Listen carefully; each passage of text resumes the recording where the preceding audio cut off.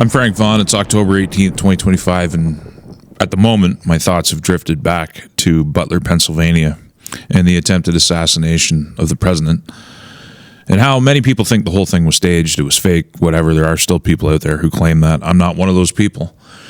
And the reason I've been thinking about that day is that what happened in the wake of that was Trump won the election, of course, but there was also a profound display of loyalty, outpouring from Donald Trump's opponents. So you've seen during the inauguration, Mark Zuckerberg, Jeff Bezos, many other tech people, all seated on the dais above the floor while Donald Trump gave his speech. And I don't think that was spontaneous.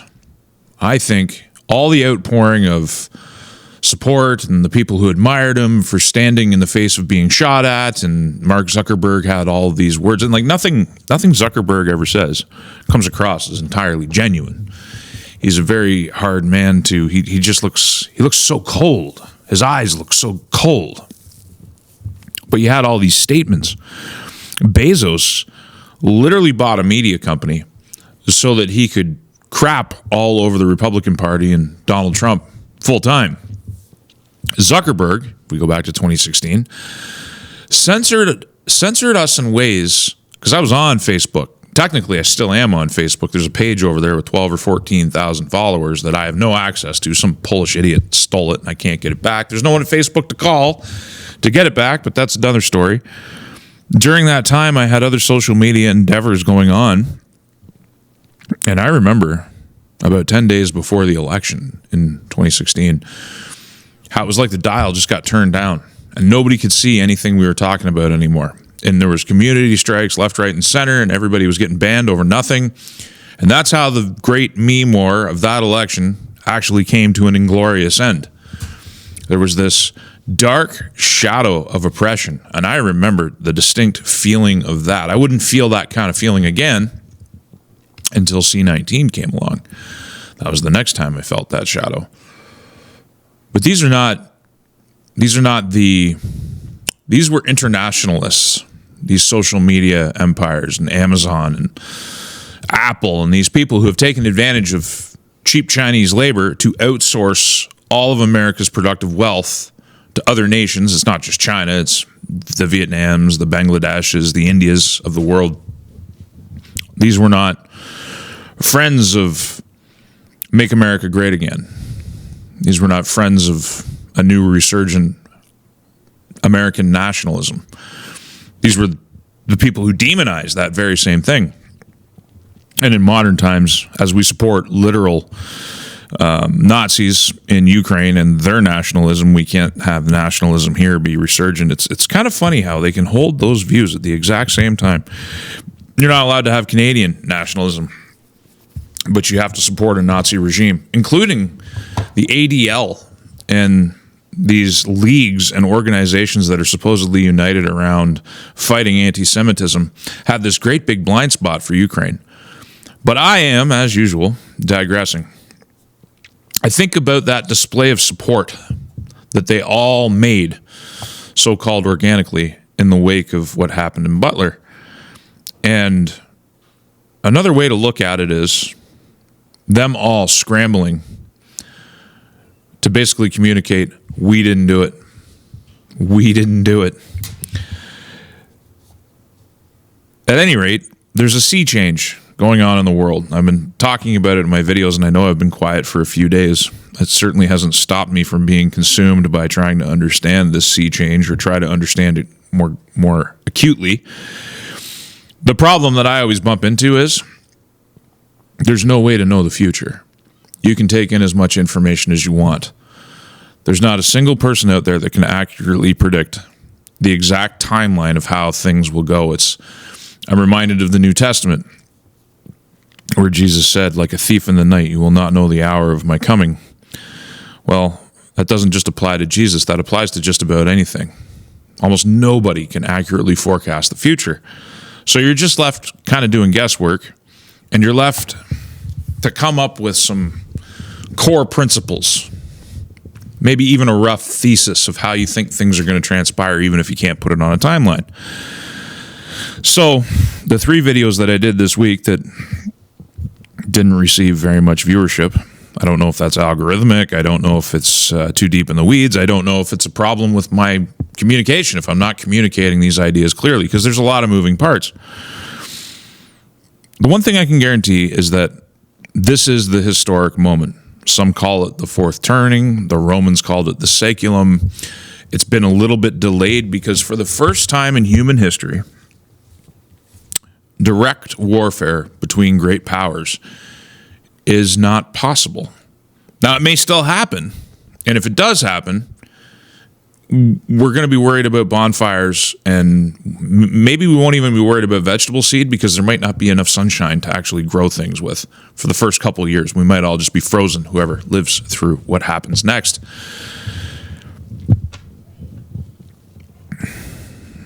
It's not possible for things to resolve in the way that, I wouldn't even say historically, anthropologically.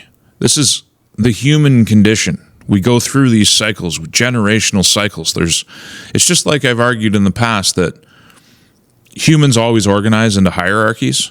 It's as integral to humanity as breathing is. We always organize into authority structures. Well, this cycle that we've been in is a cycle of peace and war. We fight ourselves out, we bleed ourselves out, and then we get into a cycle of peace, and then as time goes by, people forget what that looks like, and then we got to do it all again. Well, here we are, and there's proxy wars waging around the world. It's not like there isn't stuff going on, but the big blow-ups that we've had, and if you look back, I mean, we talk about World War I and World War II.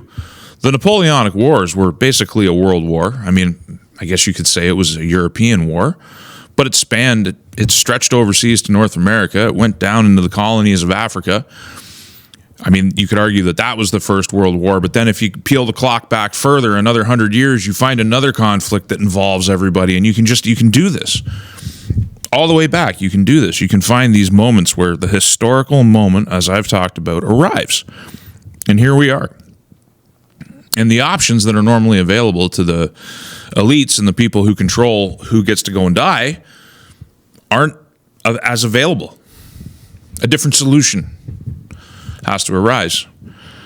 And, I'm probably like anybody else trying to figure out what that solution looks like. And the only thing that I can come up with is for you as a person and me as an individual and the kinds of planning that we have to do, there's going to be another great big quantitative easing cycle in the United States and probably everywhere else. The central banks are going to print, they're going to lower interest rates. The regional banks are in trouble in the United States. Commercial real estate is deeply distressed. We're talking vacancies in 20, 30, 40, 50% in the downtown cores. No one's going back because the world has changed. Currency debasement is already underway. That's what inflation is. And there's no... the nightmare scenario for planners is deflation. So we're not going to fix any of the inflation that's already baked into the prices of everything. I went to the store. Not yesterday. The day before yesterday. It doesn't even matter when I went to the store. I bought a squash. I looked at the sign on the bin and it said $2.59. I'm like, that's pretty good for a squash. And I didn't read more carefully. I picked up my squash and we put it in the cart. And I picked up a red onion. And I went to the counter to pay for my red onion and my squash. The squash was $8.50 because it was $2.59 a pound, this little butternut squash.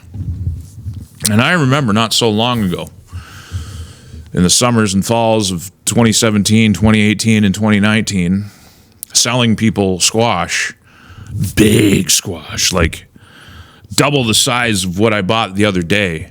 I'd be lucky if I could get $3 for it. That's the way it was. That red onion, that cost me $2.50. And there's a disparity there because you can go and you can buy a pack of chicken legs for $6 or $7, like 10 or 12 chicken legs. There's something weird going on in the pricing of everything, but the point is the inflation that's already occurred is baked in. When they talk about getting inflation under control at 2 or 3% or whatever percentage it is right now, that's on top of what's already happened. And the fact of the matter is what would normally need to happen is interest rates would have to go up and the economy would have to be slowed down. But things are so topsy-turvy and politically volatile right now that nobody wants to do that. Nobody wants to engage with the pain. So what's probably going to happen is as things start to fall apart, and you're seeing signs of this all around, the rise in the gold price, the rise in commodities, except for oil, which is a whole other story. Oil's cheap right now, dirt cheap. It shouldn't be. We're being fed these stories about declining demand and rising storage. It ain't true. This is the lifeblood of the world. We produce 100 million barrels of it every single day just to keep things moving. And we've gotten to a point where I believe it's like 2% of the NASDAQ is in oil development and like actually investment in this. This is all going to switch. That's my only point. Oil's not going to stay cheap. It's going to catch up one of these days. But when the next financial crisis hits and it's like it's imminent, again, I hearken back to the parliamentary budget officer here in Canada saying that the wheels come off the bus in 12 to 16 months. Like, we don't have years to sort this out. We only have months. And there is no sign from the Liberal government, and for that matter, there's no real sign from anybody in Parliament, of the urgency of the situation we find ourselves in. Now, Canada's at a distinct disadvantage because even though we have a slightly better debt to GDP ratio than the United States, we don't have global reserve status. We don't have the kind of corporates that they do. We don't have the ability to call capital back. We don't have the ability to print and debase our currency with the kind of authority that the United States can. They have more options. We don't. We're just kind of, we get dragged along in the wake of whales. You know, I've used that analogy before when it comes to stocks and crypto and everything else, that if you want to know what's about to happen, you have to watch what the big players are doing, the whales. Well, Canada's a fish, and the whales are China and the United States. And we're one of the smallest fish in the basket. So, again, I don't know why Western provinces and premiers haven't figured this out yet, that Canada's just not it. Carney's just not it. There's rumors that we might have an election in November. I don't know if that's going to happen. I think they want their majority government before the real pain starts for this country, before the real reorganization comes for this country. These people who think they're saving the country, the whole elbows up nonsense, don't realize that Carney's here not to save us. He's here to carve us up and make sure that we get parceled out to bigger and better players. The whales are going to absorb us. And I've often said it's a matter of who we're going to align with in the wake of that. There's actually people I saw in my comment section that would choose China over the United States. It's one of the most short-sighted, stupid things I've ever seen on the face of the planet. But there's people who think that, and we have to fight those people. We have to stop those people. They don't have any vision. They don't understand what we're fighting for here. This is the last bastion of Western civilization. Fortress North America is the one idea that can save it. Anyway, what I'm trying to communicate here is, in an asset bubble or in a quantitative easing cycle, the last thing you want to do is hold on to cash, because everything goes up. Maybe even stocks. Now, the thing is, the whales, as I showed you in another video this week, Berkshire Hathaway is collecting all kinds of cash. They're just sitting in cash. They're waiting to buy the blood. They see this coming. They see a crash coming. And Buffett is betting that he's going to be able to buy up a lot more value faster than the dollar's purchasing power will decline. That's his gamble. But for you, the small person, for you that's just trying to save some money, for you that's trying to retire, if you're actually out of debt, and that's another thing, in an easing cycle, it gets easier to pay off debt. So there's some thoughts that have to go into that idea as well, what your priorities are. We could have another boom. We could see asset prices go up. We could see commodity prices go up. It could put a lot of pressure on Main Street because their wages are not going to keep up. They're going to print, they're going to hand out that money, and it's going to look like it's some kind of, I shouldn't say it's going to. It could look like a super cycle come again. if Trump and Putin actually sit down at the table in Hungary and they do this thing and somehow they can wrap up this war in Ukraine, because honestly, I believe that American foreign policy right now depends on getting out of that war, and European foreign policy, as well as Chinese foreign policy, America's enemies, want to keep America bogged down in that war. They would love to get America bogged down in the Middle East through a war, because that would advance China's plans. All of these wars weaken America. They weaken the United States. And there's a lot of powers that be, not just in China and in Europe, but also within the United States itself, specifically the Democrat Party, who wants to see America weakened. That's why under Biden, they left the borders wide open. They let people flood in. They didn't do anything about the drug problem. They were concerned with virtue signaling about libertine ideals while the whole country fell apart, because they profit from the destruction of the people. And whether you like Donald Trump or not, whether you like the people around him, whether there's imperfections, I've been critical of the neocons that surround him. I genuinely believe that the Trumpian philosophy is genuinely steered towards saving America. They want to stop this deconstructive process. And if that's true, if that's what they want to do, then the Ukraine war must end. American involvement in that war must end. If Europe wants to trigger World War III over Ukraine, they should do it alone and entirely alone. And further to that, America needs to concentrate its efforts on the security of this hemisphere and on the uniting of this hemisphere. That's why I think, before Donald Trump was elected, and actually as soon as he was inaugurated, some of the first executive orders, if you go back on my channel, you'll see that I covered executive orders coming out of the White House, and there were specifically orders that put cartels on notice that kinetic force would be used against them to disrupt their operations. And I said, that's not just a warning for Latin America, that's a warning for Canada, because we're a beachhead for cartels and triads. We are a criminal enterprise up here. And if the United States wants to complete this reorganizing, for one thing, the currency is going to get debased. There's going to be a new monetary order that arises out of it. America is deeply in debt. There's going to be a crisis. There has to be. There's no avoiding it. There's a lot of people in the comment section who are like, oh, Trump's got a plan. He's going to print, he's going to debase, he's going to print the debt away. And it's like, well, okay, you can believe that, but you're kind of ignoring the fact that while that process is undertaken, your pensions are getting wiped out and people's savings are going to get wiped out if they're sitting in dollars. And people who have pensions, who have worked 40 years to get their pension, or they're going to rely on their old age security and these financial devices, the purchasing power of those devices gets wiped out, and you can't exactly sidestep. You can't take your pension. Some you can, but not everybody's pension can be withdrawn and stuck in something else that will keep up with inflation. So it's a pickle.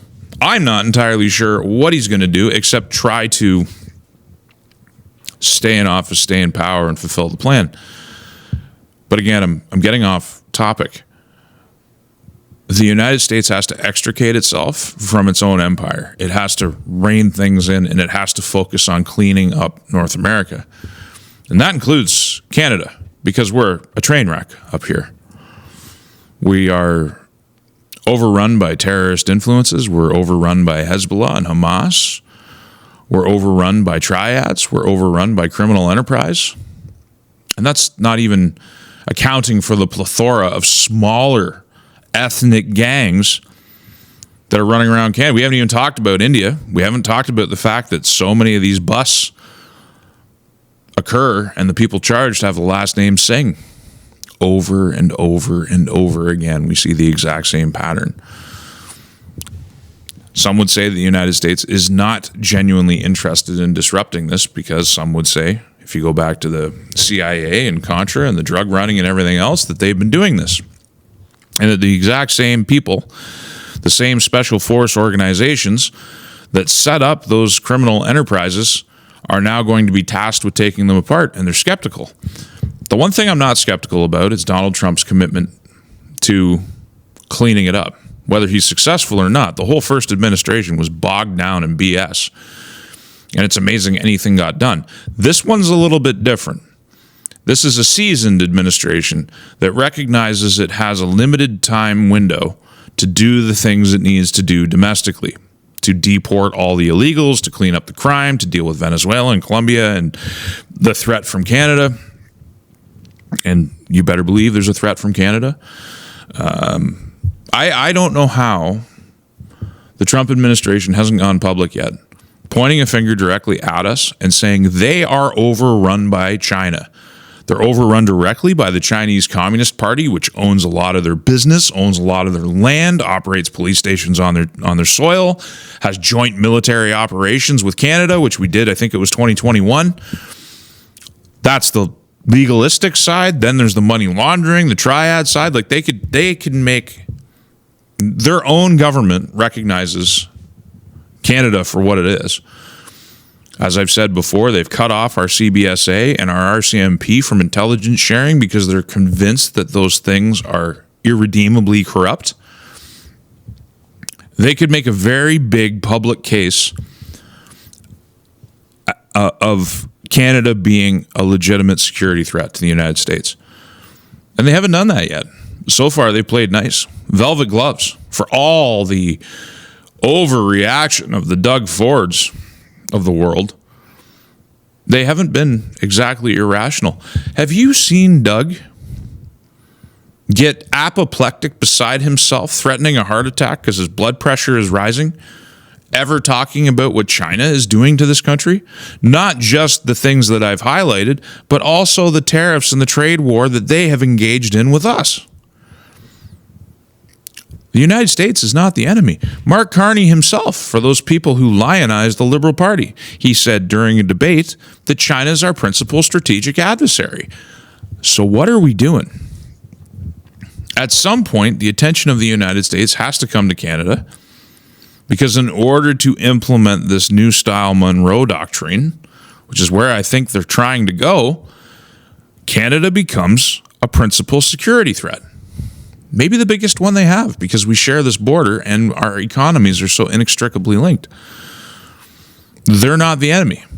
They're our best ally. They're our best friend. Doesn't matter if it's Democrat or Republican in office. Moving forward into the future, for those who think it's about Trump, it's not. It's about geopolitics. It's about the reality of our location on this sphere known as Earth. And personally, I want my children to grow up and have a chance to prosper. I'd like them to experience a world where there aren't drug addicts that they trip over every time I take them into the city. It's becoming a risk just to go into town to pick up supplies into a bigger city center. That's a problem. I'd like to see it fixed. That problem is enabled by government. It is not opposed by government. It is enabled. Now, they're going to do some bail reform. They're going to play around a little bit. They're going to fiddle with the curtains while the house burns.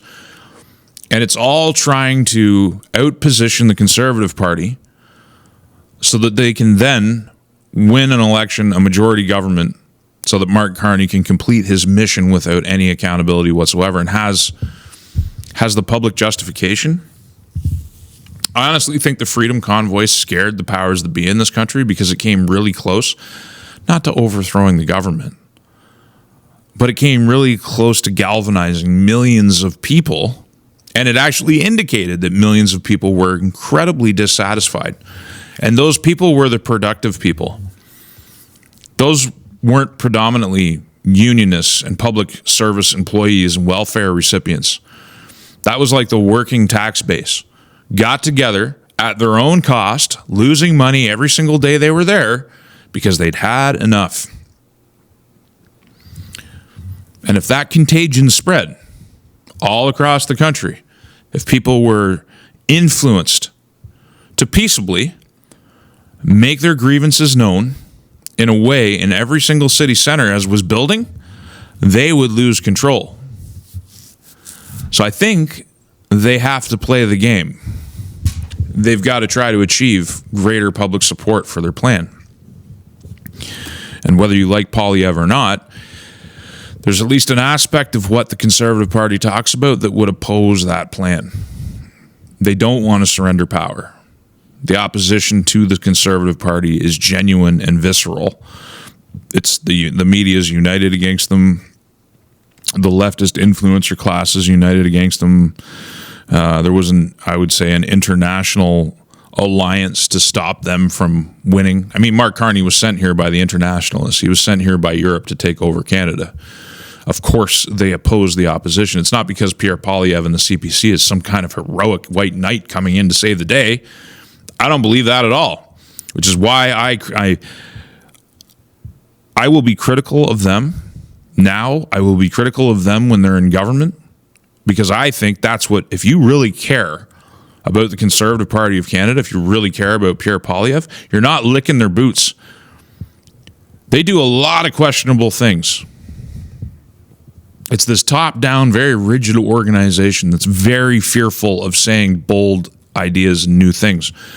But they do enjoy a wide swath of support, and they can win an election. But I don't care about that. I care about what they should be doing. I care about how loud they should be doing it. And there have been some welcome signs that the Conservative Party is getting the message. But I'm still of the opinion that as fiat currency unwinds, and I know people have been talking about this for 20 years, and there's been various crises that looked like they were going to trigger it, and it didn't actually happen. I think this time's different. I think the debt burden is so huge. I think the pressure from China to unseat the US dollar as the global reserve currency, I think they're just about ready. They're hoovering up gold. They're hoovering up silver. They're bringing it in as fast as they can. I think they're understating their reserves of gold by a factor of 10. They're slowly, incrementally setting up an alternative financial system. Jeez, we're already at 27 minutes. I feel like I haven't said a darn thing. So I'll say this.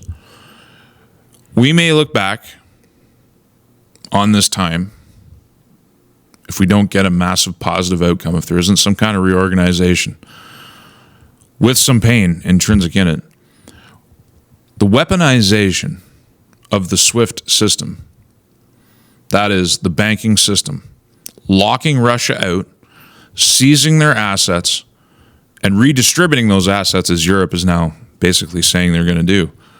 Locking them out of global finance was one of the biggest geopolitical mistakes the West has ever made since the Second World War, because it forced the rest of the world to go, if it can happen to them, it can happen to us. And without sound money, we don't have trade.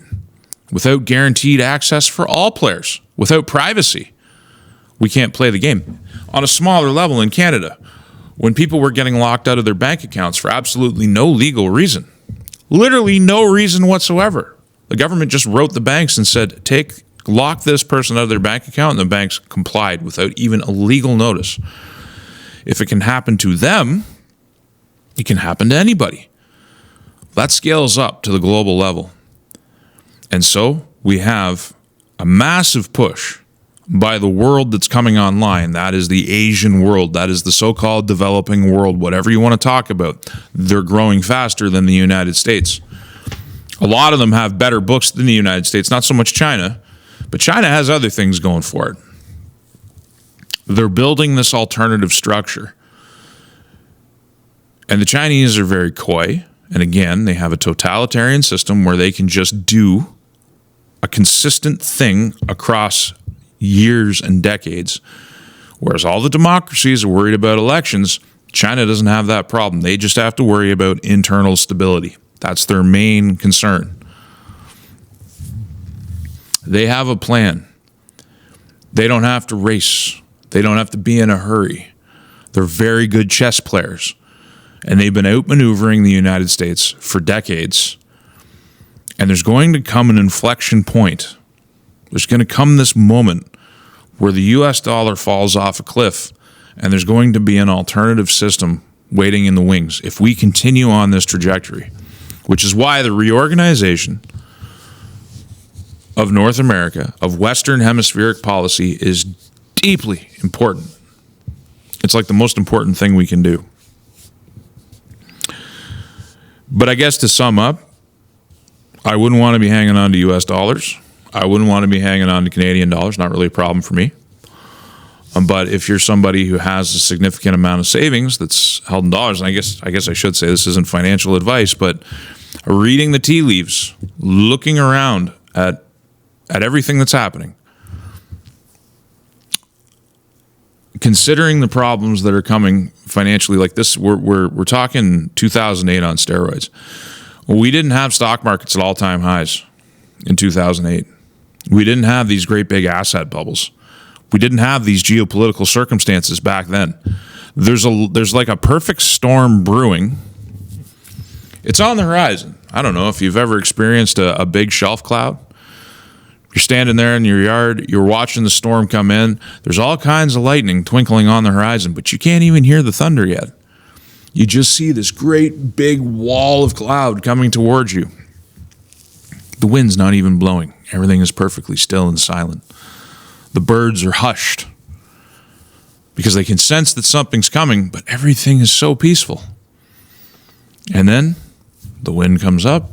That's where we are. We're at the point where the first, if you've ever experienced a plow wind or a derecho, we're just getting the first winds. The perfect storm is here. It's going to burst.